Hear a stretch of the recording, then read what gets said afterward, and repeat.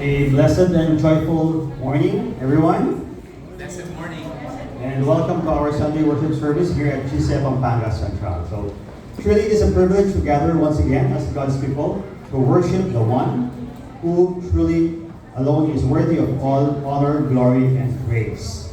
We warmly welcome everyone joining us this morning, especially those who are worshiping with us for the first time. We are grateful that the Lord has brought each of us here today. Now, as we as we continue our sermon series today, may we all be reminded that God calls His people to stand apart from the values of this world. Today, through His Word, we will discover what true leadership looks like, not according to human standards, but according to God's design.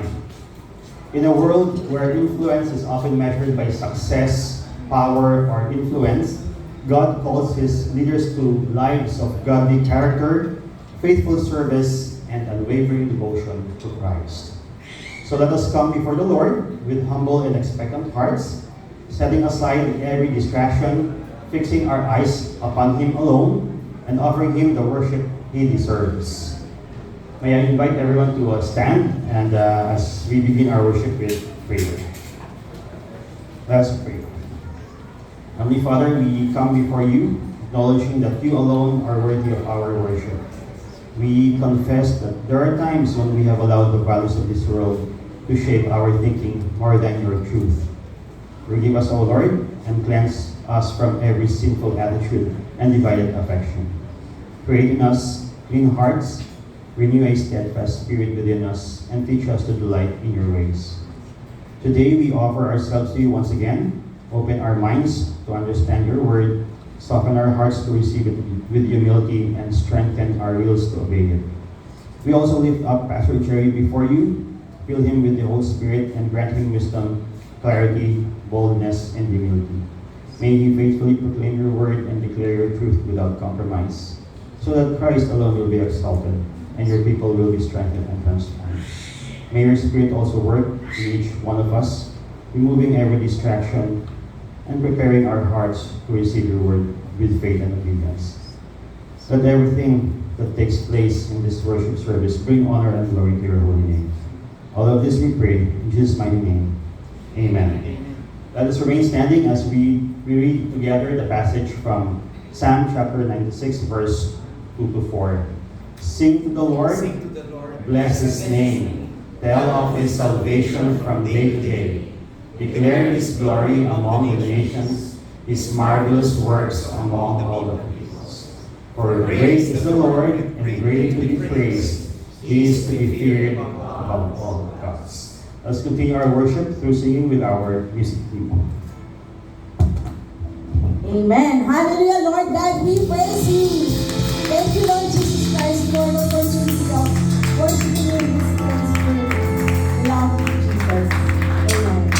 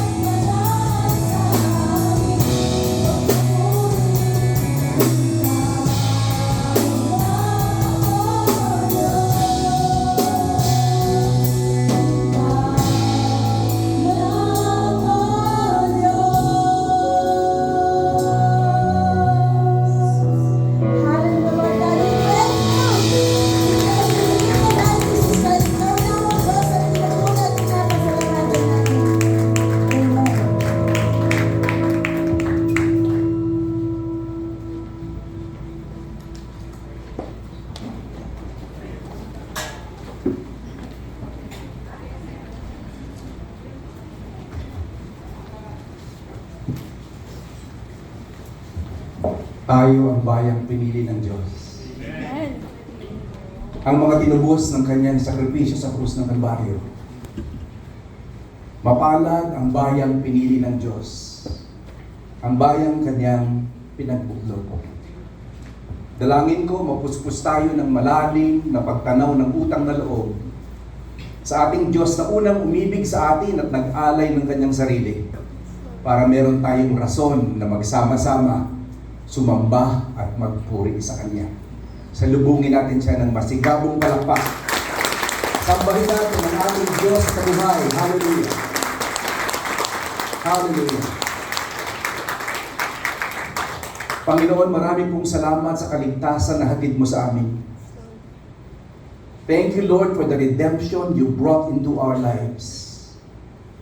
Thank you for loving us even though we are so undeserving. Indeed, it is a privilege to be chosen by you, to be loved by you, to be treasured by you as our Father. Lord, would you please quiet our hearts? As we worship you through the study of your word, please speak to us. Let your Holy Spirit, Lord God, be our true speaker today. Transform our hearts. Speak to us deeply. But more importantly, Lord, please glorify only yourself. We are your children. We are your people.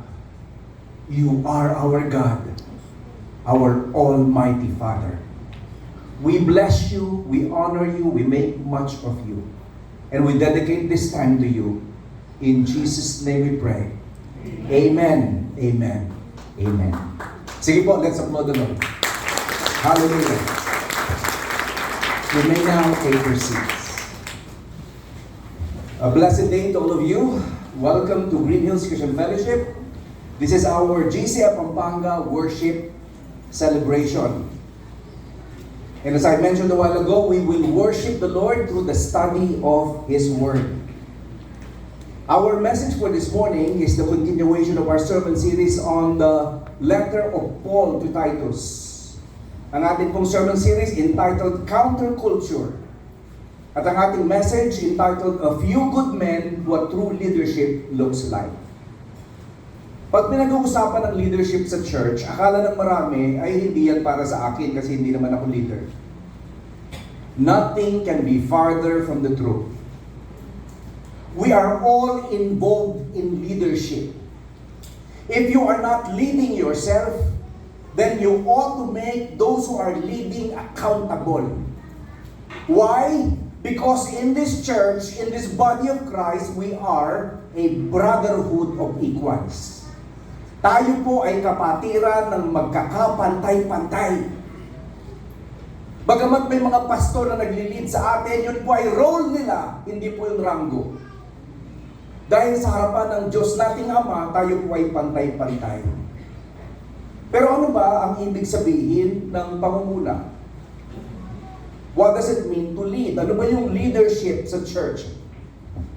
Ang ating reading mula sa Titus 1, 5-9. You might want to open your Bibles with me. You don't need to stand up. It's okay to read the Bible while seated. Okay? But please open your Bibles with me to Titus 1, 5-9. But I'm going to read from the English Standard Version of the Bible. This is Titus 1, 5-9. Please read along with me. This is why I left you in Crete, so that you might put what remained into order, and appoint elders in every town as I directed you. If anyone is above reproach, the husband of one wife, and his children are believers and not open to the charge of debauchery or insubordination, for an overseer, as God's steward, must be above reproach.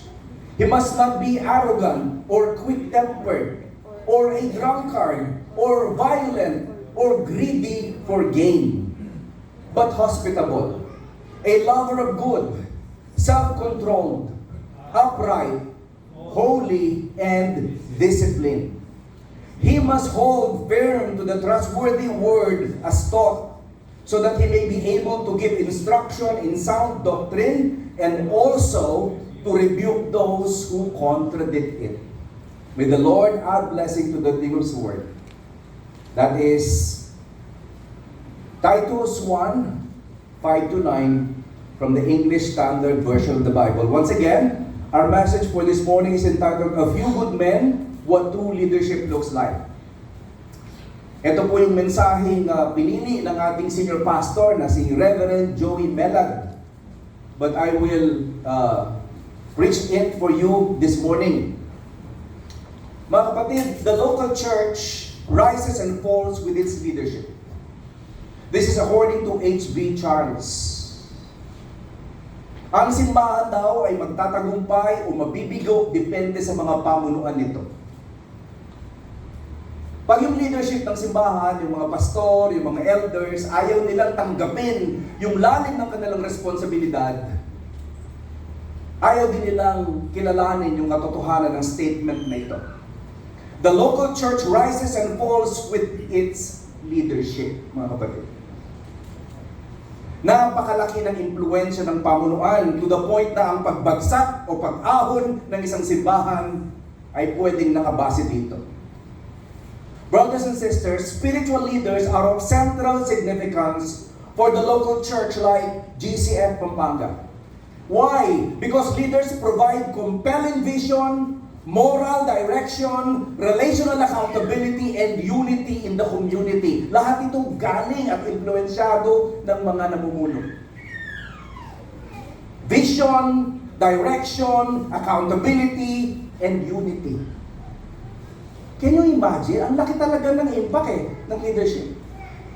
Hindi pwedeng i-deny. Kaya nga lahat tayo dapat interesado sa leadership. Kung hindi ikaw mismo ang may hawak ng timon, you should participate in order to make those who lead accountable. Mga kapatid, the local church rises and falls with its leadership, according to H.B. Charles. GCF Pampanga. Spiritual leaders like elders and pastors help individuals navigate life's challenges.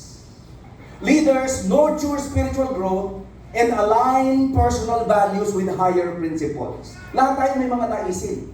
Lahat tayo may mga ambisyon. Pero trabaho ng mga namumuna, i-connecta yung ating mga naisin sa buhay sa mas mayaman, mas maganda at mas pagarang plano at pamumuna ng Diyos.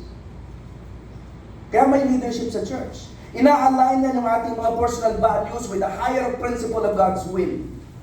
Nino-nurture tayo towards spiritual growth at sila-challenge din tayo in the midst of difficulties to move forward in faith and with boldness. I hope by now you're already convinced the local church rises and falls upon leadership. Mga kapatid. Leaders do this to ensure that the local church avoids disorder and error by maintaining a structured focus on God's Word and shared beliefs. Trabaho namin mga elders ng iglesyang ito, ng mga pastors ng iglesyang ito, na pangunahan ang exposition ng Word of God. Wala kaming ibang pinakamatayog, pinakamahalaga, pinaka-importanteng responsibilidad kundi ang maging tapat sa salita ng Diyos. It is not even my duty to be successful. Success can be added by the Lord, but my role is to be faithful to the Word. Thereby, be faithful to the Lord, loyal to the Lord. Mga kapatid. Mahalaga talaga ang leadership. Please note that leadership is a priority in this church. It's a priority in the first century church, according to verse 5.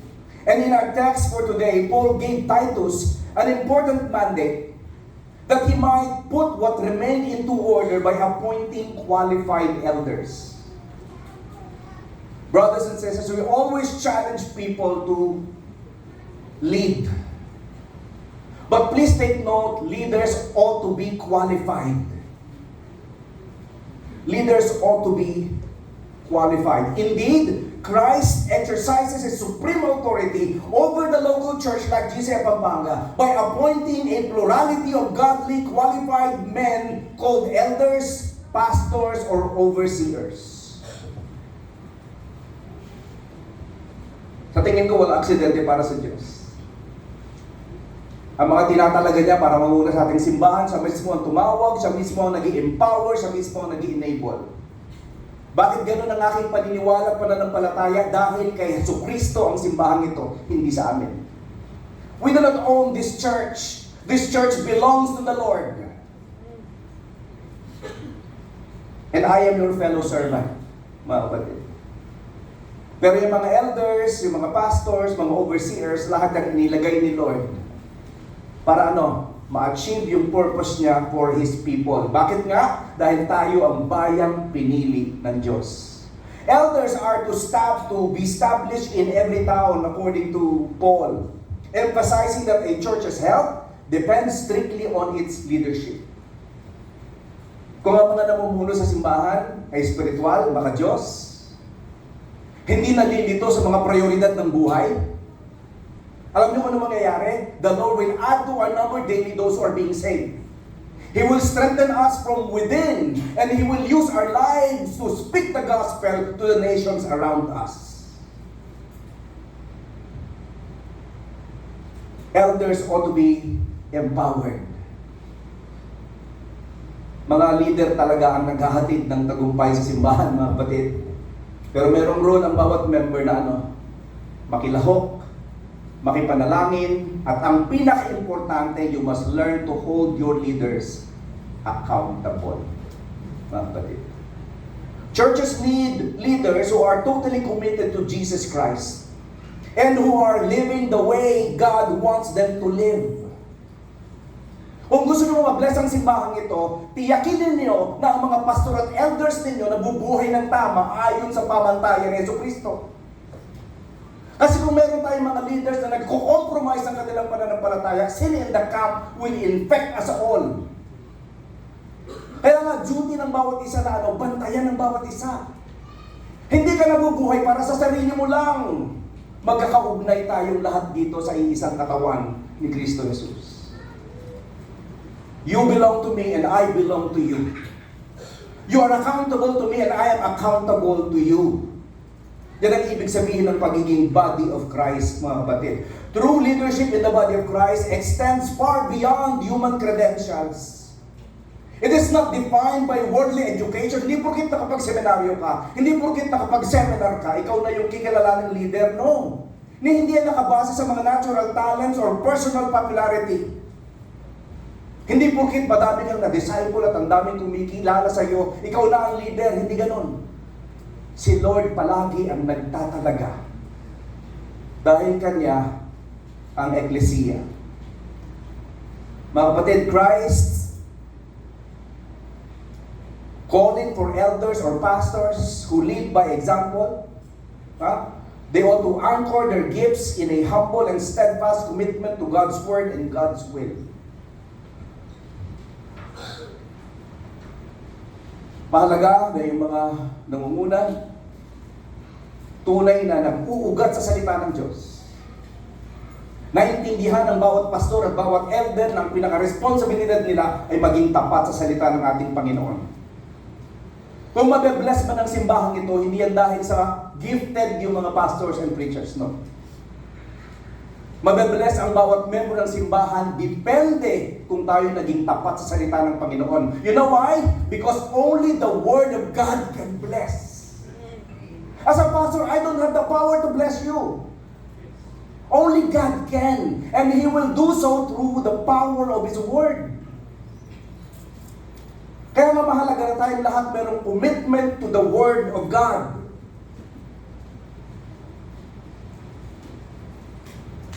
Church leaders must have self-control, spiritual and moral fitness, and Christian character. Bakit? Silang example sa mga pinamumunahan nila. God wants Christians to aspire to leadership in His church, but they must be qualified leaders.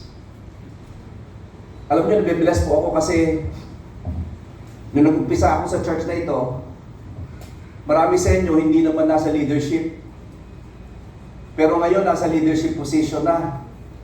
Nagli-lead na ng worship singing, nagli-lead na sa Bible study, nagli-lead na sa administration na hindi nyo naman ginagawa before. I'm so blessed.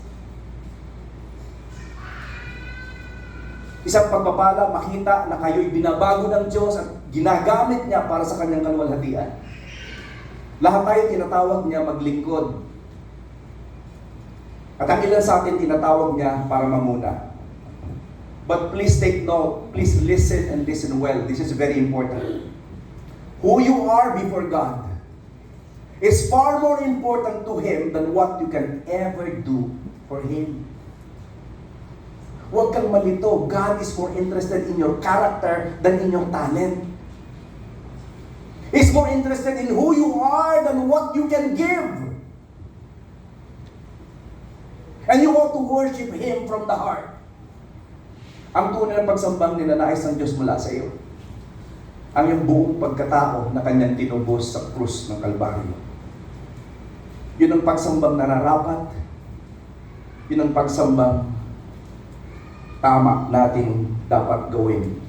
So who you are before God is far more important to Him than what you can ever do for Him. Also, please understand that we are all involved in leadership. Yes, you heard me correctly. We are all involved in leadership. We either lead or hold those who lead accountable. Now, the work of transforming the church continues. Hence, the Latin phrase, Ecclesia Reformata Semper Reformanda, which means the church reformed, always reforming. One time, a certain brother called me and asked me, Pastor, reform po ba tayo? Depende kung anong ibig nyo sabihin sa reform. O yung reform ay yung denomination, hindi po tayo part nun. Pero ang ibig sabihin ng reform ay yung lahat ng mga religious groups na bunga ng reformation. Yun ang ibig sabihin, yung wider meaning noon. So if we value reformation, if we value the gains of the reformation, if we believe that salvation is by grace alone, through faith alone, in Christ alone, yung mga battle cry ng reformation, and then we can call ourselves reformed to that degree, mga kapatid. Pero ang simbahan ng Panginoon, dahil tayong lahat ay imperfect, ay nagpapatuloy na lumalago at nagpapatuloy na mareforma ayon sa wangis ng Panginoon. Magtanong tayo sa ating mga sarili. Should every local church be governed by a plurality of elders? Dapat ba talaga ang simbahan pinangungunahan ng plurality of elders or leaders? O dapat merong iisang superstar na leader na nangunguna? Ano ba dapat? Mga kapatid. Ikalawa, what are the advantages of churches with multiple pastors or elders? Parang sinagot na rin ng second question eh. No? Diba? Kasi obvious merong advantage. Ano ba mga advantage niyan? Na marami tayong elders at marami tayong mga pastors. Maski naman sa karinderya, kung lagi na lang adobong tuyo ang kinakain mo, kahit ang sarap pa ng pagkakaluto ni Aling Tonyang, ba?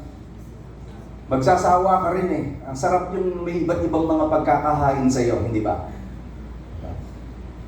May mga pagkakataon na nakaupo ko dyan sa pew katulad ninyo, nakikinig ako sa mga pastors. I'm so blessed. Bakit? Iba't iba yung estilo.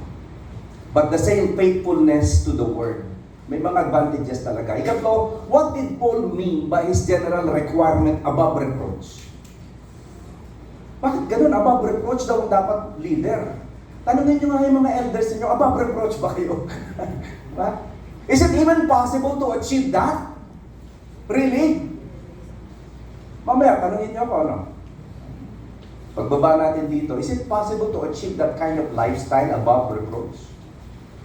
Now, what expectations do we have from our leaders from our elders and pastors that are actually unnecessary. Meron ba tayong mga expectations mula sa mga pastor natin na actually hindi naman biblical? Hindi naman nagmumula sa Diyos, pero ina-expect natin mula sa kanila. Madami kasing mga ganong klaseng tao, parang akala mo may patabi palagi dun sa pastor. Kaya pag tinawag nila, kinakala, available ka dahil pastor ka. Although totoo na ang pastor ay alipin. Alam niyo po ba yung doulos? Tinatranslate ka ng English Bible na servant. Pero actually, yung word na yun in Greek, hindi naman ibig sabihin servant, ibig sabihin ng slave. I am a doulos. I am more than just a slave. I am an under-rower, hukaretas. Ibig sabihin yung pinakamababang slave, mga kapatid. Sa pagkakataong ito, I would like you to focus on the 3D qualification of spiritual leaders. Parang 3-dimension lang no? Pero letter D kasi lahat ng umpisa. Kaya 3D. 3D qualification of spiritual leaders. Ito po ang ating outline dun sa 3 Ds na yan. Number 1, hanapin natin sa mga elders and pastors yung domestic or conjugal or familial qualifications from verse 6. Ikalawa, dispositional or character qualifications from verses 7 to 8. And finally, doctrinal or convictional qualifications from verse 9. 3D qualifications of spiritual leaders. Mga kapatid, tignan muna natin ang halimbawa ni Apostol Pablo. Anong klaseng leader ba si Apostol Pablo? As we read the scriptures, dapat nating maintindihan na hindi lang nagturo si Pablo sa pamamagitan ng kanyang salita. Nag-demonstrate siya sa pamamagitan ng kanyang gawa. And that's how we ought to preach and teach. We don't just preach and teach through our words, but also through our demonstration. Walang kwenta yung salita namin kung hindi nakikita sa mga ginagawa namin, mga kapatid, sa totoo lang. At ganun din sa'yo. Anong example of leadership ni Apostle Paul? Number 1, Paul placed and commissioned Titus sa the island of Crete according to verse 5, first part. Ang sabi niya, I left you in Crete. Ano makikita natin halimbawa ni Pablo dito? Excellent leaders, mga kapatid, conduct ministry placement and commissioning. Ang isang leader na hindi insecure, alam niyo anong ginagawa? Pinagtitiwalaan ng iba pa na mamuna rin. Hindi siya natatakot mag-commission o mag-call ng ibang mga leaders. Bakit? Alam niya na hindi naman sa kanyang gawain kay Kristo ito. Kaya ang kanyang trabaho palagi to build others so that he can be replaced. So that he can do something else for God's glory. Yan ang halimbawa ni Pablo. Nilagay niya si Titus doon sa Crete para mag-oversee ng ministry doon. Pangunahan ng ministry doon. Mag-appoint ng mga elders sa iba't ibang simbahan per town. Minsan hindi natin naisip siguro kung kung gaano katindi itong gawain na binitiwan ni Pablo kay Titus. Alam ba kung gaano kalaki yung island of Crete? Ay napakalaki po. Pag pinagsama-sama mo yung sukat ng Bulacan, Pampanga at Tarlac, maliit pa yon. Mas malaki pa rin yung island of Crete. Isa siya sa pinakamalaking isla doon sa Greece. Dati ang tawag Macedonian Island. Hindi lang yun mga kapatid, yung lugar na yun, ang mga nakatira doon, mga battle-hardened mercenaries and their families. Imagine, ang hirap i-evangelize ng mga yun, mga pilosopo, at saka mamamatay tao. Kaya ka nakikiusap ako kay Lord the Lord, kung gusto mo mag-evangelize ng yung mga mamamatay tao, ipadala mo na lang si Pastor Mike. Ipadala nyo na lang po ako dun sa iba. Mahina ang loob ko sa ganyan. Kaya lang napakabuti na Lord. Ibig ipadala si Pastor Mike, si Pastor Boy lagi yung pinadadala. But please take note, excellent leaders, they conduct ministry placement. They raise up other leaders. Hindi sila natatakot.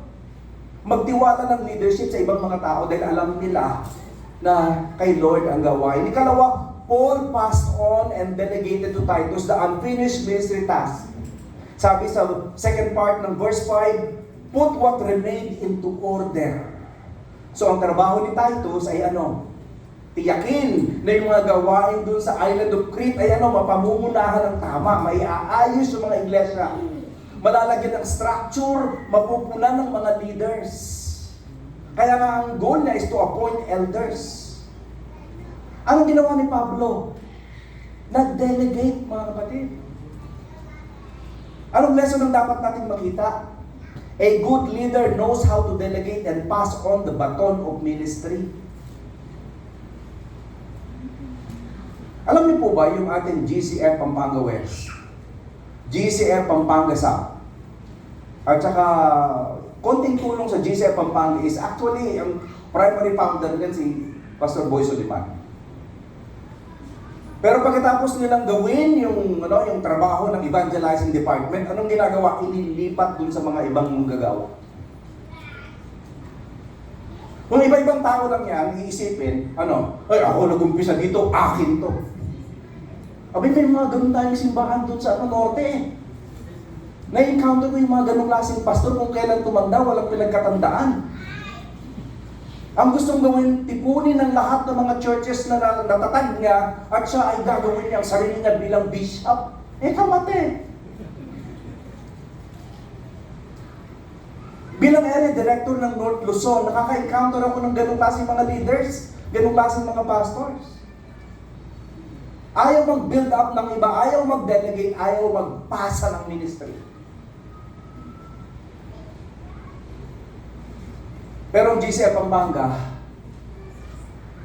nagpasa tayo, maayos tayo nakapagpasa ng pamunuan between Pastor Jerry Uarte and Pastor Joey Melan. Nung nakaraang taon lang yun. No. Isa't kalahating taon na rin palang lumipas. Maayos at tahimik tayo nakapagpasa ng pamumuna. Bakit ganon? Pare-pareho ang mga leaders ng church na ito naniniwala na ang church ay pag-aari ni Kristo, hindi pag-aari ng mga elders, hindi pag-aari ng mga pastor. Kaya nga medyo ninenervyos ako pag nagmi-ministry kasi ang boss ko si Kristo. But good leaders, they know how to delegate and pass on the baton of ministry. Ikatlo, Paul provided clear directives to Titus. Anong directive ni Paul kay Titus? I want you to appoint elders in every town as I directed you, according to verse 5, third part. Ang linaw ng direktiba, ang masaklap sa lahat sa mga nangunguna, gusto mag-ministry ka, pero hindi naman nililiwanag sa iyo kung anong direksyon. Ang saklap nun, di ba? Yung walang vision, walang mission, mobilization, hindi mo alam. Ang tawag doon, dirty delegation eh. Yung iniwan kang parang orphan, na pagkatapos ng utuin na maglingkod, iniwan ka na. Nawala na lang parang bula. Mga kapatid, godly leaders provide directional clarity. Makikita nyo yung mga mahusay na nangunguna, nagpapakita at nagbibigay ng mga malilinaw na direktiba, malinaw na direksyon. Kasi trabaho talaga ng leadership yung direction, mga kapatid. Hindi pa pwedeng lahat tayo yun ang trabaho. Meron talaga dapat nag-work doon sa direction. Pero meron din tayong matututunan kay Titus. Titus willingly received the call. Ito naman ang ating mga leadership examples of Titus, no? Titus willingly received the call to minister to the island of Crete. Kaya sabi sa first part, I left you in Crete. Anong lesson na makikita natin? Good leaders eagerly receive their calling. Alam niyo, hindi madaling tanggapin yung calling eh. Yung tipong sasabihin sa iyo nung kamanggagawa mo, uy, tinatawag ka ni Lord maging elder. Bakit ikaw kinausap? Hindi ako. Di ba? Isipin mo, gano'n eh. Alam mo, nangyari yan sa akin. Nagpapastor ako dun sa Tarlac. Ang lalakas ng loob ng mga elders ng church na pumunta pa dun sa Tarlac kung saan ako nagpapastor na simbahan. At ano tawag sa ganon? Pinipirata ako ng GCF Pampanga. Ba? Ay yung isang elder na gumawa nun, andito ngayon eh. Huwag kayong mag-alala, hindi naman mo offend, kaibigan ko yan. Pero yun ang ginawa nila. Pumunta doon. Ako naman, matigas ang ulo ko kasi iniisip ko, ang ganda-ganda ng trabaho ko dito, ang ganda-ganda ng ministry ko. Nagbo-boom yung ministry. Kasi iniwanan ko. But lo and behold, those elders were correct. Nung lumapit ako kay Bishop Noel Pantoja para tanungin kung ano talagang direksyon ng buhay ko from the Lord, ang sabi niya, lumipat ka ng GCF. Kailangan natin ang mangunguna sa Pampanga. Ako naman ngayon, yung kahit masama ang loob, lumipat dito. Bakit? Yun ang gusto ng Panginoon. Anong naintindihan ko doon? Posible na yung ibang mga tao, mas nauna pang nalaman yung calling mo kaysa sa'yo. Kaya nga, napakahalaga ng humility. Kasi may mga pagkakataon, gagamit si Lord ng mga taong hindi mo ina-expect. Pero tatawagin ka niya. Now, good leaders eagerly receive their calling. Please lang mga kapatid, nakikiusap ako sa inyo, nagmamakaawa. Pag nadinig ninyong tinatawag kayo ni Lord na sumama sa pamunuan ng simbahan, huwag kayong tumanggi. Pag nadinig ninyong tinatawag kayo ng Panginoon na sumama sa ministry, huwag niyong talikuran. Maniwala ka sa akin, kung ikukubli mo ang sarili mo palagi, mapupuno ka ng mga negatibong komento. Bakit? Minsan maiinis ka pa, ba't ganyan yung pastor na yan? Mas magaling pa ako. Kaya ka naman ganyan kasi ayaw mo kasing manguna. Ba't hindi ka kaya mag-volunteer? Bukas naman ang lahat-lahat sa simbahan nito. Lahat challenge to serve and to lead. Walang insecure sa church na ito because we are a brotherhood of equals. Good leaders eagerly receive their calling. Mga kapatid, ikalawang lesson na dapat natin maintindihan from Titus. Titus welcomed the delegated task. Sabi ni Paul, put what remain in order. Now please take note, good leaders work to accomplish delegated assignment. Kahit minsan mahirap, kung dinelegate sa iyo, anong gagawin mo? Ang lahat ng kaya mo. Ang lahat ng kaya mo. Pakonti-konti napapansin mo, hindi pala ikaw nagtatrabaho, si Lord pala. Ang ginagawa mo lang, magsabing, yes Lord, here am I, send me. Yun lang pala ang role mo. Tanggapin yung pagtawag niya, siya pala ang kikilos sa pamamagitan mo. Kaya mga kapatid ha, kung ang ilan sa inyo tatawagin ni Lord magpastor, huwag kayong matakot. The Lord will provide for you, and the Lord will fill you with joy. Tuwing may pinagagawa ang Diyos sa iyo, huwag mo siyang tatalikuran. Hindi kanya pinagtitripan. Tinatawag kanya kasi gusto kanyang pagpalain. Ang Diyos na buhay na sinasamba natin, wala siyang kailangan. He is all sufficient. I hate to tell you this, but this is true. The Lord doesn't need you. He wants to use you. Why? Because He wants to bless you. And here you are trying to say no to the Lord God Almighty. Please, pag tinawag ka ni Lord, say yes. At sa mga kababaihan naman, nakikiusap ako sa inyo, pag tinawag naman yung boyfriend ninyo o yung mister ninyo, huwag naman kayong hadlang. Tingnan nyo nga yung mga katabing babae, mukha bang kontrabida?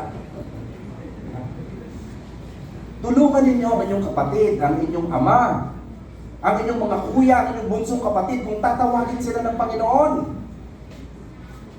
Hindi kayo pinagtitirpa ng Diyos. Gusto kayong pagpalain bilang isang pamilya. So welcome the delegated task. Ikatlo, Titus worked on Paul's clear directive.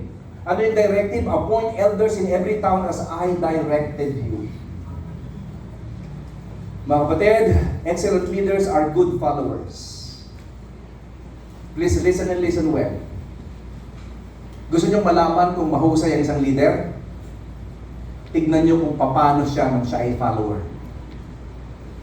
Because excellent leaders are usually excellent followers. Yung hindi marunong sumunod, hindi yan magiging mahusay na tagapanguna. Magiging makasarili yan, mga kapatid, maniwala kayo sa akin. Magiging makasarili. So please take note of this. Excellent leaders are good followers. They execute clear directives. So ano ba yung mga requirements o qualifications daw ng leaders na binanggit ni Apostol Pablo kay Titus? Ito yung una, yung mga tinatawag nating domestic or familial qualifications. Domestic or familial qualifications. Una, a spiritual leader or an elder pastor must conduct himself above reproach. Must be above reproach. Mga kapatid, ang sabi ng verse 6, first part, if anyone is above reproach. Baka naman dahil sa binasa kong salita ng Diyos, wala nang gustong mag-serve. Above reproach, pastor, ang layo-layo ko dyan. Okay lang mga kapatid, yung mga qualifications na to ay criteria, bar that you need to reach. Ibig sabihin, habang nabubuhay ka, pinipilit mong abutin. Baka iniisip nyo, yung mga elders natin sa kasalukuyan, yung mga pastor natin na abot na nila, mga kapatid, patuloy kami lahat mga trying hard. Puro mga trying hard, copycat lang kaming lahat. Pinipilit namin i-copy si Kristo. Yun yung reality. Nevertheless, although I am so imperfect, I can be sure of this. I am moving toward my Master. I am moving toward Christ. At naniniwala ko sa kanyang pangako, He will one day transform me to become just like Him.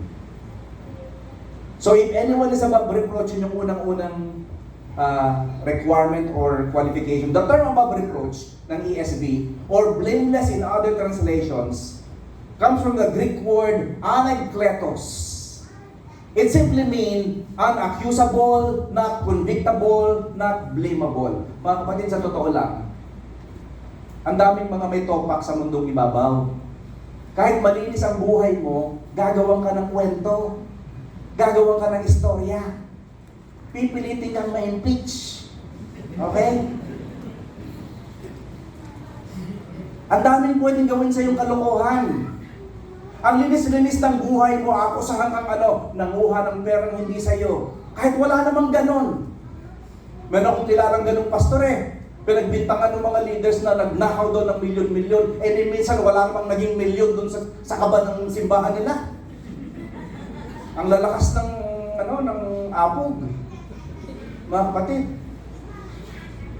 So pwede ka talaga akusahan. Anong ibig sabihin ng above reproach? Ibig sabihin walang handle yung mga accusations sa iyo. Alam niyo nung bata pa kami, usong-uso yung palaro sa piyesta. Yung buko, binabalot siya ng lard. Tapos agawan ng buko. Minsan talagang magkakabaldahan kasi ang hirap-hirap kunin ng buko pag nabalot siya sa grasa. Pero ang pinakamasaya, yung agawang baboy. Yung biik. Babalutin nung anong tawag doon, yung mayor ng piyesta. Hermano mayor, yun.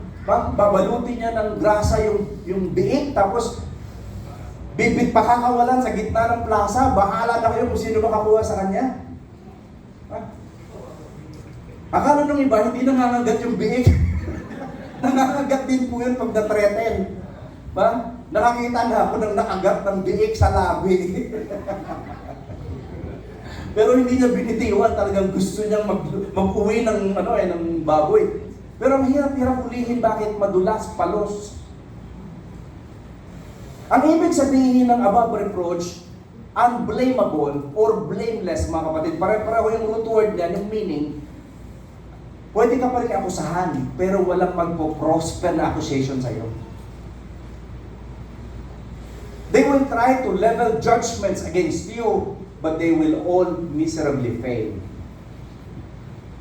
Because you are covered with the oil of the Holy Spirit. Papalagan, symbolism na no? Diba? Covered ka kasi ng presensya ng Panginoon, kaya hindi ka niya mapipin down eh.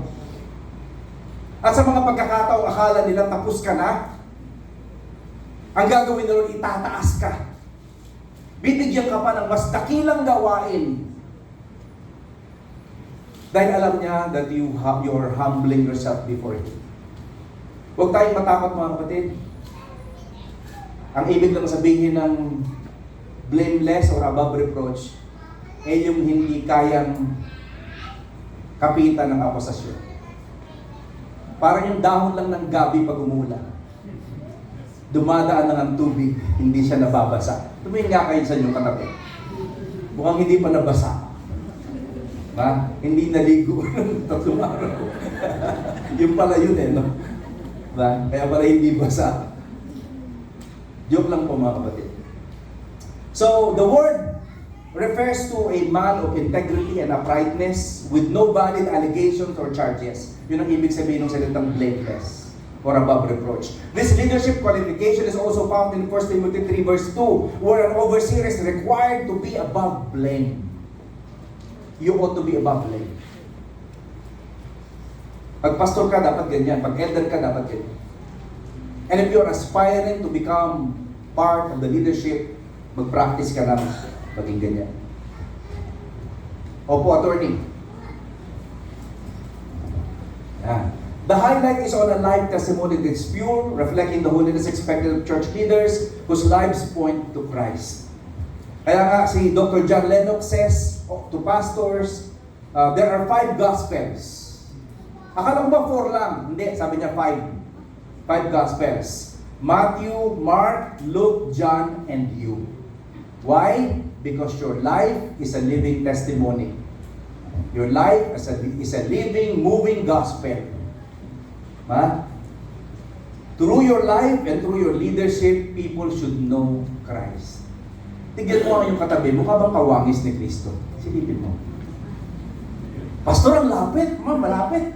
Nakikita ko na si Kristo sa kanya. Kinakailangan mo lang hawiin yung napakaraming mga cobwebs. Pero malapit na. Ha? Huwag mong kalimutan, ikaw yung ikalimang ebanghelyo. Makikilala ng mundong ginagalaw mo si Kristo dahil sa iyo. Bukod pa dito, spiritual leaders or an elder pastor must be a husband of one wife. Ibig lang sabihin niyan mga kapatid, yung husband of one wife ay one woman man. The biblical requirement for an elder pastor to be the husband of one wife means to be a one woman man. Ibig sabihin, isang lalaki ka lang, dapat isang babae ka lang, no? May mga lalaki kasi medyo may topak sa ulo eh. Yung akala nila, kaya na lang isatisfy ang higit pa sa isang babae. Are you kidding me? Hindi mo ba alam kung anong babae? Hindi mo masasatisfy yung isa. Magdadagdag ka pa ng ikalawa, ikatlo, ikaapat, hindi ka ba kulang ng tornilyo? Honestly speaking, mga kalalakihan, kung hindi nyo pa alam ang makipagrelasyon sa babae, eto sasabihin ko na sa inyo, hindi nyo kayang isatisfy ang lahat ng pantasya, lahat ng pangarap, lahat ng naisin ng isang babae. Medyo may topak ka talaga kung magdadagdag ka pa ng isa. Pasensya na po kayo, masakit ako magsalita. Pero ganun talagang nararapat sa mga taong naliwete. Yung pinangako mong pag-ibig sa asawa mo, hindi mo dapat talikuran.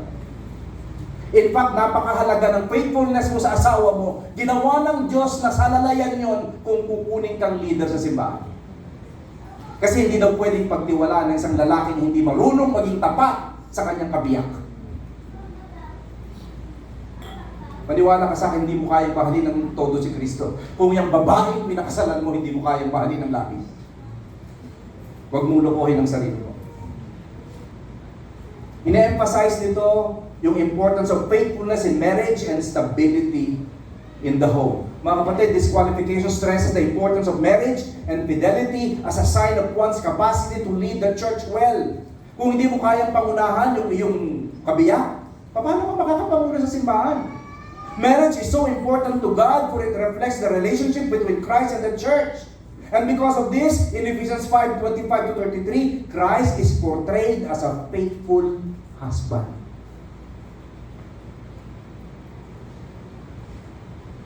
Mahalaga ang pag-ibig mo sa iyong kabiyak.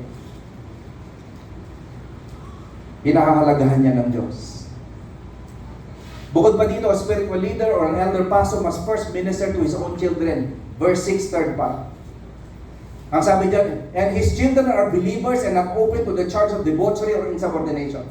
Mga kapatid, kung yung anak kong bunso na si Carlos Gabriel Owarde, na nagpe-preside paminsan-minsan, magdidesisyon, nasasali siya dun sa iglesia ni Batman. Ang unang-unang kong gagawin, mag-resign ako bilang pastor. Yun ang unang-unang kong gagawin. Aasikasuhin ko muna ang sarili kong anak. Kasi wala akong karapatan mag-alaga ng ibang mga kaluluwa sa loob ng simbahan, gayong sarili kong anak, hindi ko kayang tutukan at turuan ng banal na ebanghelyo ng Diyos. Kaya nga, mahalaga, tinuturo ng salita ng Diyos na kasama sa criteria yung pagiging mahusay mong ama kung tatawagin ka ng Diyos na manguna. Huwag mong sabihin sa akin, Pastor, nasa church naman ako palagi. Ang tanong, nasa na mga anak mo? Okay lang kung nagsisimba sila doon sa ibang church. Ang pangalan, Mount Carmel. Iba yun. Okay?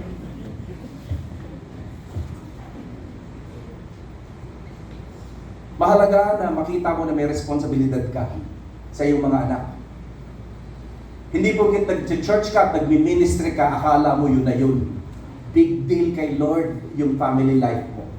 Big deal kay Lord. Mahirap sa lahat yung elder o yung pastor na hindi man lang kayang ma-impluwensyahan ng kanilang sariling mga anak. Mahirap yun, mga kapatid. The qualification that a pastor's, elders, children are believers point to the fact that leadership should be evident in the home. Kung arapat dapat mamanguna ang isang tao, dapat makita mo na yan sa kanyang tahanan.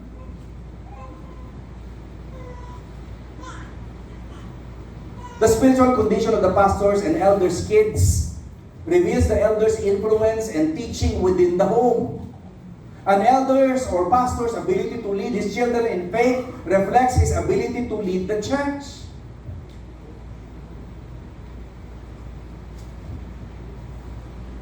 Kaya sinasabi ko sa inyo, pag sumali ng iglesia ni Batman, sorry po. Sasamahan ko muna dyan doon. Para i-convert ko yung pastor ng iglesia ni Batman.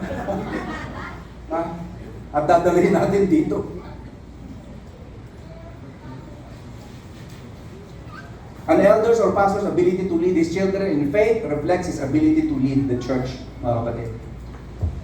Ikalawang characteristic, dispositional or character qualifications. Ito po, napakahalaga. Napakarami nito, pero mabilis na natin tatalakayin. Dispositional or character qualifications. Mahalaga sa Diyos yung karakter mo, hindi yung gifts mo. Hindi yung skill set mo. Mas mahalaga sa Kanya yung karakter mo, yung pagkatao mo. Yun ang tinitignan niya. The Lord looks at the heart. Mga kapatid, don't make a mistake. A spiritual leader or an elder pastor must be a man of good disposition and character. Verses 7 to 8. Mahusay ang disposisyon, mahusay ang karakter.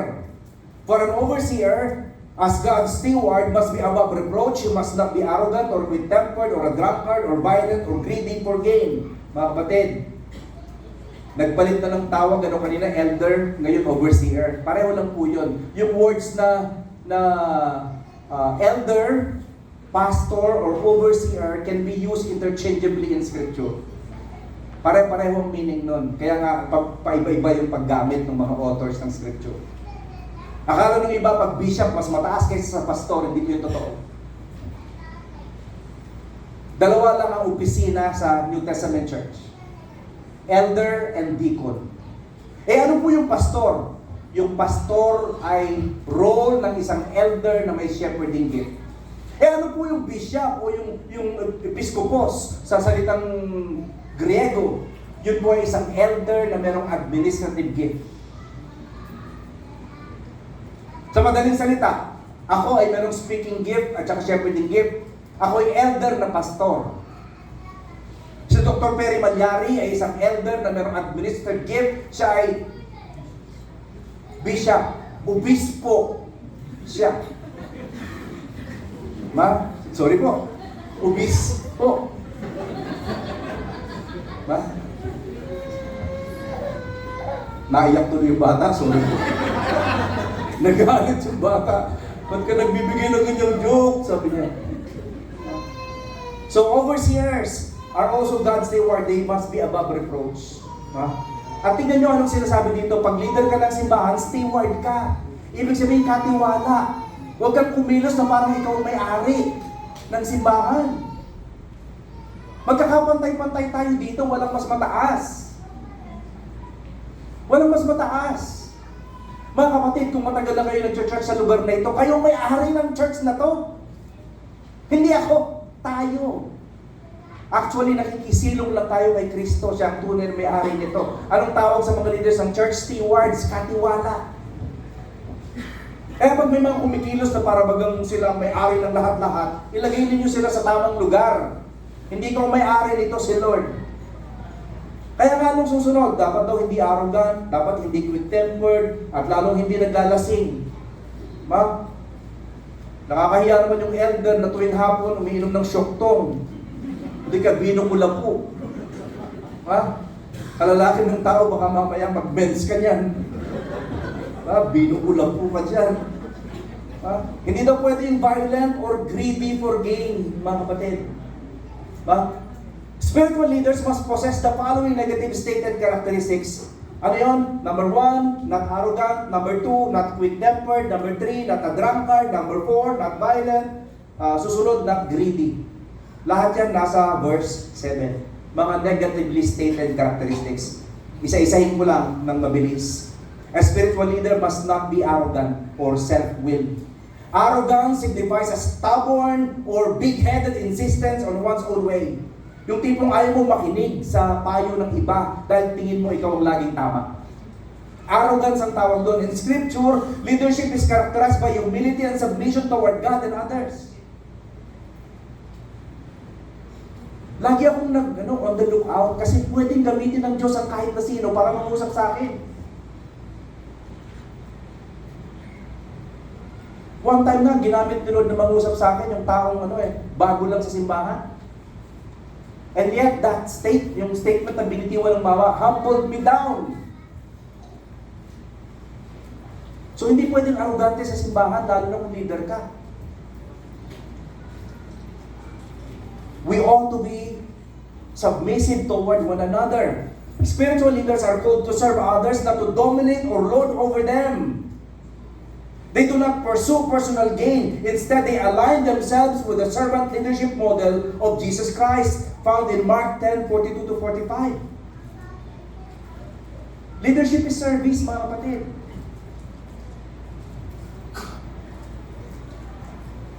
Sabi sa Mark 10:42 hanggang 45, Jesus called his disciples. Sabi niya, you know that those who are considered rulers of the Gentile lord it over them, and their great ones exercise authority over them, but it shall not be so among you. It shall not be so among you. Anong sabi niya? Whoever would be great among you must be your servant. And whoever would be first among you must be slave of all. For even the Son of Man, even Christ Himself, came not to be served, but to serve, and to give His life a ransom for many. Please mga kapatid, ang standard natin si Kristo, huwag masyadong mapagmataas. Also, spiritual leaders must not be quick-tempered. Yung huwag masyadong magagalitin. May kasabihan ng mga Pinoy, ang pikon, laging talo. O gusto mo pang maging pikon? Huwag na, kasi lagi ka lang talo. Diba? Do not be quick-tempered, for it leads to conflict and reckless decisions. Such impulsive actions can destabilize the fragile unity and peace within the fellowship. Hindi pa pwedeng magagalitin ka. Sa simbahan, hindi mo pwedeng dinadaan sa galit. Ang ingay naman ng mga bata, akala ko kung sino kung galit na galit doon. Dati mayroon tayong leader na ganyan dito sa church kaya tatakot yung mga bata, mabuti naglakihan na. Pero hanggang ngayon, kinabubuhian pa rin siya ng mga batang binuli niya. Huwag kayong mag-alala, wala na dito yung leader na nag-iba na ng church. Nagkayusin na ng sarili nilang simbahan. Diba? Ang point lang, hindi pwede yung magagalitin. Hindi mo naman anak yun eh, tapos yung pagalitan mo, akala mo anak mo. Eh syempre magdaramdam yung mga magulang nila. Nakaka-damage po ng unity ng church yung ganung klaseng mga pag-uugali. James 1:19-20 focuses on the wisdom of being slow to anger. We need to be slow toward anger. Ang sabi dito ni James, my beloved brothers and even sisters, understand this, everyone should be quick to listen, slow to speak, and slow to anger. For man's anger does not bring about the righteousness that God desires. Kung masyado kang magagalitin, maniwala ka sa akin, hindi ka magiging banal. Pasama ng pasama ang iyong buhay. Yun ang reality. So please, nakikiusap ko sa inyo, nagmamakawa, huwag masyadong magagalitin. Leaders must show the fruit of the Spirit like patience and self-control. Galatians 5:22-23. Dapat merong patience, merong self-control. Drunkenness, ito yung sinasabi ko kanina. Hindi naman pa pwedeng pupunta ka sa worship service, amoy chiko ka. Naalala ko nung araw nung nandun pa ako sa Maynila. Uso-uso kasi yung nagbe-bless sa mga elders eh.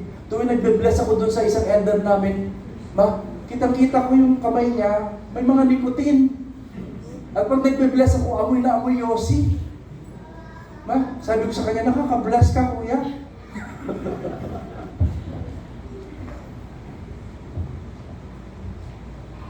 Yung substance abuse, mga kapatid, wala dapat lugar yan sa leadership. Hindi ko po kayo hinuhusgahan kung hindi nyo pa kaya isubok yung alak o yung sigarilyo. Hindi ko kayo hinuhusgahan. Pero kung kayo tatawagin ni Lord ng manguna, isa yan sa mga bagay na ipapakita niya sa iyo na kayang-kaya niyang tanggalin. Papatunayan ng Diyos yan sa iyo, kapatid. Bakit ko alam? I've been there. Pinagdaanan ko rin kasi. Kaya ngayon, the call to be sober-minded sa 1 Timothy 3:2 is essential in living a life dedicated to God's service. Christian leaders must always choose non-violent ways. Physical or even verbal violence is in opposition to the teachings of Christ, who preached and promoted peace and reconciliation. Yung tipong ang hilig-hilig mo sa physical, pag umiinit ang ulo mo, lahat ng pati mga pusa at saka aso nagdadamay.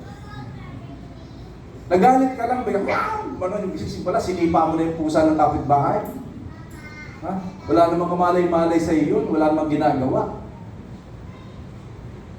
At nagtataka pa yung iba sa bahay, bakit dahan-dahan nababawasan ng mga pinggan. Yung pala pag nagagalit ka, yun ang ginagawa mo, flying saucer. Please, no violence. Lalo na toward your family members. Hindi totoo na madali mong madidisiplina ang anak mo pag naging kang pisikal. Kailangan ng patience, upuan mo yan, kausapin mo ng maayos. Mas madami kang ma-accomplish kaysa tatakutin mo siya ng kamao mo. Kapatid. Spiritual leaders must avoid greed like the plague. It often appears as a simple desire to be rich. Mga kapatid, makinig kayong maigi, napakalaga na sasabihin ko. Walang elder o pastor na dapat naghahangad na maging mayaman. Wala. Kung yun ay ibibigay sa iyo ni Lord, praise God. Pero huwag mong ubusin ang panahon mo na hinahangad ang kayamanan ng mundo. Kasi hindi yan ang disenyo ng buhay mo. In God's eyes, greed is a form of idolatry. Colossians 3 verse 5. And can lead to corruption and exploitation. Mga kapatid, please listen and listen well. Love of money is a wicked predisposition.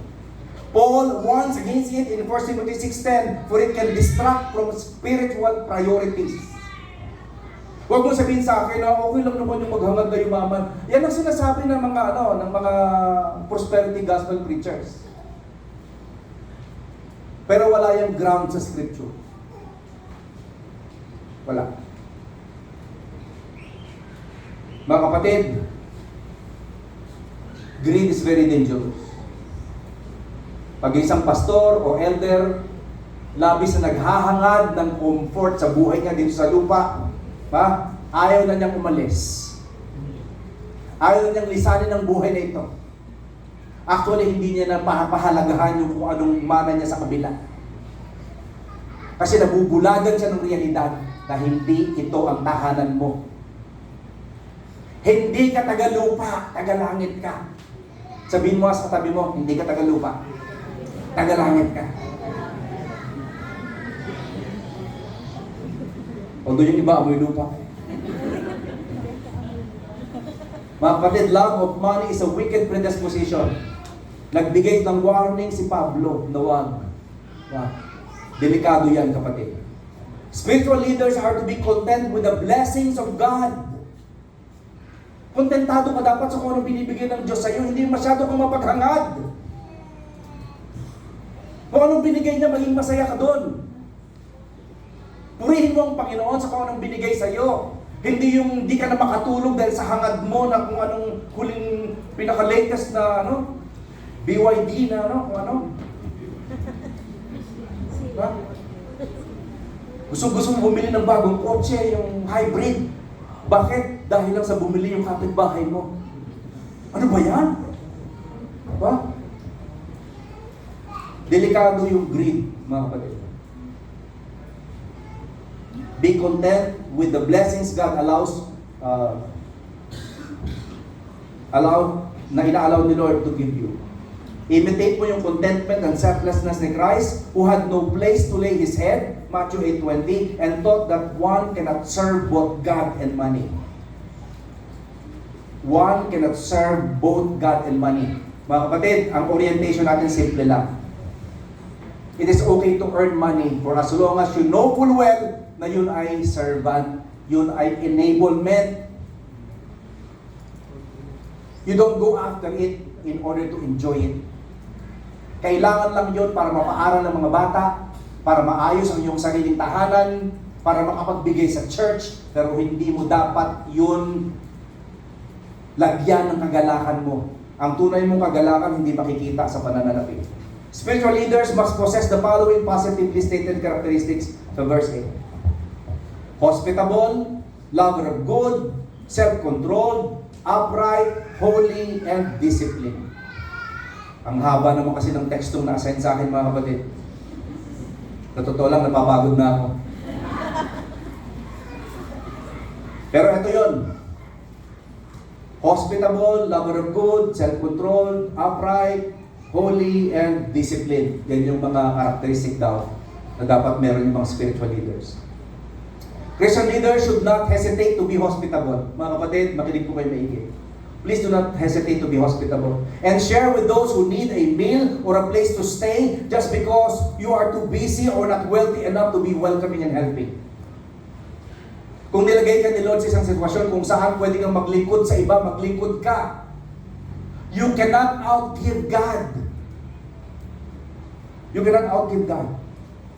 Hospitality is a solid expression of maturity and love, which Paul emphatically requires all elders and pastors to demonstrate. Kaya please lang maging bukas palad. Huwag masyadong mapagkait. Pero alam niyo sa church na ito, ang dami nating mga leaders na bukas palad. Minsan nga naabuso na sila eh. Nung hinangad natin magkaroon ng building at saka lupa, may mga elders tayo, leaders tayo na talagang nagbigay ng higit pa sa kaya nila. Hanggang ngayon, hindi pa sila nababayaran eh. Hospitable talaga to the nth degree. Makikita mo yung life ni Christ sa life nila. Pero ang point lang mga kapatid, huwag tayong mapagod. Kasi si Lord ang magsusukli sa atin. Minsan nakakainis, kasi ang tagal-tagal naman ng mga taong magsukli. Diba? Pero kay Lord naman tayo naglilingkod, hindi naman sa kapwa eh. Hintayin natin yung balik niya na siguradong mas maayos. Pero huwag naman kayo mapagod din na maningil, no? Kasi pag hindi kayo naningil, kayo rin, baka hindi kayo bayaran. Ano? Ganun lang yun, mga kapatid. But please be hospitable all the time. Sabi ni Dr. Warren Wiersbe, biblical hospitality is an authentic welcoming and serving, especially toward those who can do nothing in return. Jesus reminds us that what we do for the least of these, we do for Him. Matthew 25:40. Huwag matakot, magpagamit sa Diyos. Huwag matakot maging instrumento ng pagpapala sa iba. Leaders must continuously love what is good. They must actively seek and promote the good, lining up their values with God's standards. Also, they must be self-controlled, for it is vital for living a life that honors God. Self-control requires reliance on the Holy Spirit to manage desires and impulses and to resist temptation. Are you self-controlled? Are you? Leaders are to be upright. Upright in demeanor. Their uprightness must involve integrity and honesty in ministry, serving as a witness to the transformative power of the gospel. And please take note of this, leaders are to exhibit holiness in the way they serve and live. Holy, ibig sabihin maraming butas. Iba po yun ano? Maraming butas ang buhay nila, holy. Ang ibig pong sabihin ng holy sa Bible, set apart, nakatalaga sa Diyos. Hindi yan nangangahulugan na wala kang kasalanan. Ako po, labis-labis ang paniniwala ko na si Mike Tiglaw ay holy. Bakit? Nakatalaga ang buhay kay Kristo. Pero siyempre, alam ko naman na nagkukulang pa. We all fall short in many ways. Pero ang ibig kasi sabihin ng holiness sa Bible, set apart for God. So leaders, they conduct their lives and ministries set apart for God's purposes and for glory. Ang sabi po ni Charles Spurgeon, listen and listen well. Whatever call a man may pretend to have, if he has not been called to holiness, he certainly has not been called to the ministry. Boom, pano. Kahit iniisip mo may calling ka, kung hindi ka naman nakikita ng pagtawag ng Diyos patungo sa kabanalan, hindi calling yon, calling lang. Ibang calling yon, mga kapatid. So leaders are to cultivate personal discipline. Huli na ito. Since it is necessary for spiritual growth and maturity, discipline is so important, for it empowers spiritual leaders to persevere in their often difficult and challenging faith journey. So mahalaga yung disiplina sa mga nangunguna. Our third and final point, doctrinal or convictional qualifications. He must hold firm to the trustworthy word as taught so that he may be able to give instruction in sound doctrine and also to rebuke those who contradict it. Mga kapatid, he must hold firmly to the trustworthy word. A leader must be able to give instruction in sound doctrine. And he must be willing to rebuke those who contradict the gospel. Tatlong importanteng role ng leader sa simbahan. They hold firmly to the word as taught, verse 9, first part. Ibig sabihin, leaders or elders are able to teach sound doctrine. Paano ka magiging elder kung hindi mo alam ang doktrina? Sige nga, dapat alam mo yun. Dapat continuous yung education. Nagpapatuloy yung iyong pag-aaral. And you are able to rebuke those who contradict the word. Verse 9, third part. Kaya spiritual leaders must hold firm to the trustworthy word. Elders and pastors must be established in the truth of Scripture to effectively lead and protect the flock. The statement holds firmly to the word, puts emphasis on the importance of obeying the New Testament or the apostles' teachings, which were rooted in the teachings of Jesus Christ. The term word, Greek logos, refers to the gospel message and the doctrines that were passed down from the apostles. For elders and pastors, maintaining the integrity of these teachings is critical. Trabaho talaga ng pastor at elder, yung siguraduhin puro ang doktrina ng simbahan. Now this parallels Paul's teaching in 2 Timothy 1:13-14, to follow the pattern of sound words that you have heard from me. This statement accentuates the need for church leaders to be thoroughly biblical and grounded in Scripture, safeguarding and guaranteeing that their preaching continue to be faithful to apostolic doctrines. Mga kapatid, sinabi ko nito kanina, ulitin ko ngayon. Ang isang pastor o elder, ang pinakamatinding responsibilidad niya ang maging tapat sa salita ng Diyos. Hindi forgivable yung out of context na preaching. Out of context na teaching. Pinag-iingatan yan. Kasi napakahalaga ng ministry na yan. A spiritual leader must be able to teach sound doctrine. Verse 9, second part. Elders and pastors have the responsibility to preach and teach sound dogmas to build up the faith of the congregation. Such teachings include not only imparting knowledge, but more importantly, the transforming of God's people and the nurturing of their spiritual growth. Hindi lang tayo dito nagpapas ng information. Spiritual knowledge ito na pwedeng magamit toward spiritual growth.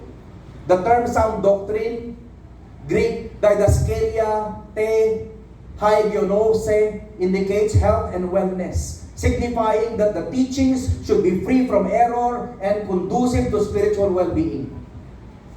Please, pag napansin ninyo na mali ang context ng preacher, i-call nyo yung attention nila.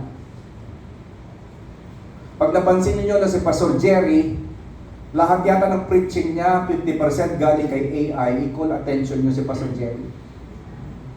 You need to call your leaders to account. Yun yung reality. Kasi yung AI, walang kaluluwa yun. Hindi yun capable of truly communing with God. Kahindik-hindik yung pastor na AI ang ginagamit sa preaching. Mga kapatid. So, ibig sabihin ng pastor o elder, alam niya yung sound doctrine at kaya niya ituro.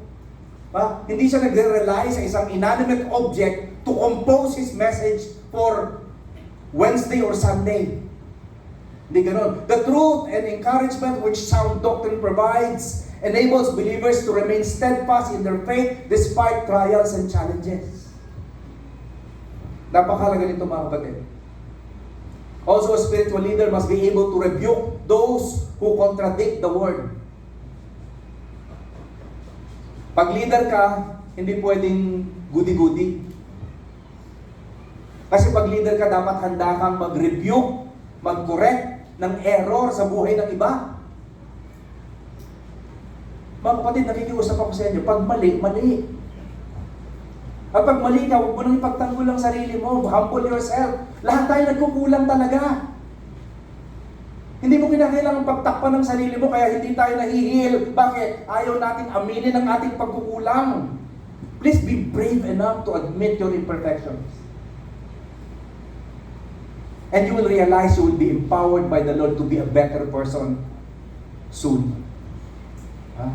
So please, be ready to rebuke those who contradict the word.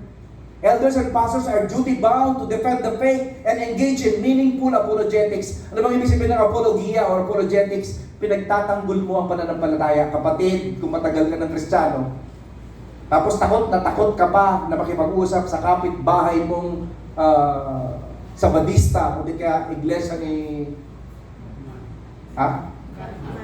Iglesia ni Robin naman ngayon. Kabilang church yun. Takot na takot kang makipag-engage. Kasi wala kang alam na Bible verses. Teka nga, please naman, huwag naman ganun. Lahat tayo dapat may quiet time. Lahat tayo araw-araw, we dig into the word of truth. At hindi lang yun, hindi porket nabasa mo na, alam mo na. Inuulit-ulit talaga natin yan. I've been pastoring for more than 30 years. And still, ang dami pa ang Word of God na hindi ko maaro, kapatid. So, huwag mong isipin na porket nabasa mo na, alam mo na. Now, this last and final qualification emphasizes the defensive feature of a leader's role, which involves protecting the church from false teachings and heresies. Tanong lang, pag may nagturo ba ng heretical teaching dito, malalaman nyo? Uy, salamat, may nag-yes. Si Ate Alet lang yun. Ang lakas ng yes. Pero lahat tayo dapat ganun, na-identify natin yung falsehood. Kasi meron tayong living relationship with the Word. In the context of the first century church in general, and the Cretan church in particular, there were numerous false teachings that threatened the purity of the gospel.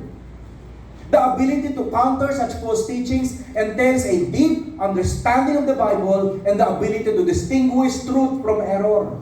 Please, I'm begging you, study the Word so that you can discern falsehood from the truth. In closing, Ay, salamat. Nakarating na ako sa dulo. Hindi na ako sanay ng ganito In closing mga kapatid, the local church rises and falls with its leadership according to H.B. Charles.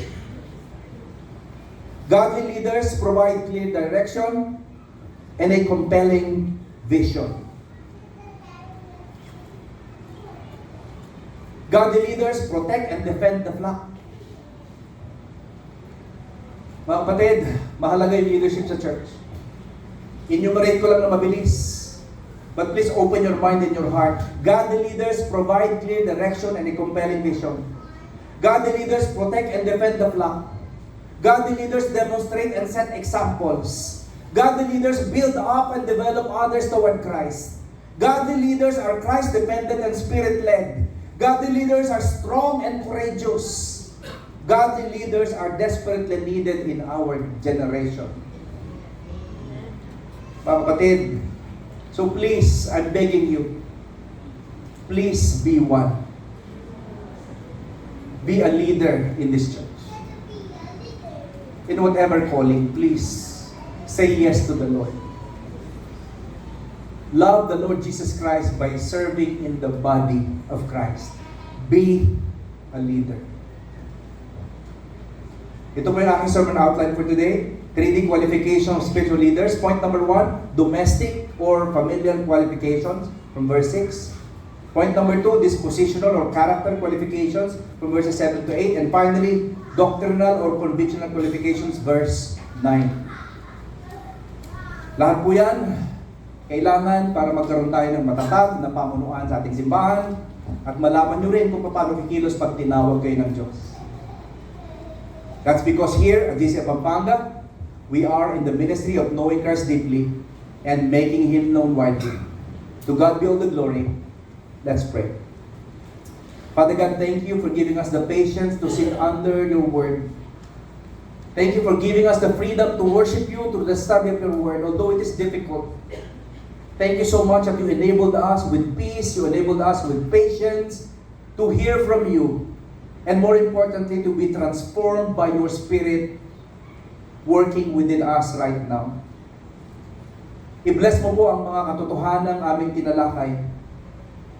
Maging aral sa aming puso at hamon para sa aming kinabukasan. Tawagin mo kami, Panginoon, sa pamunuan.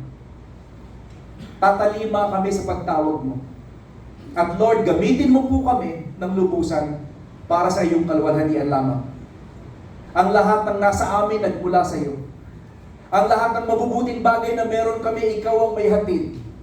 Nararapat lang na tumanaw kami ng malalim na utang na loob sa iyo. Ito ang buhay na tinubos mo.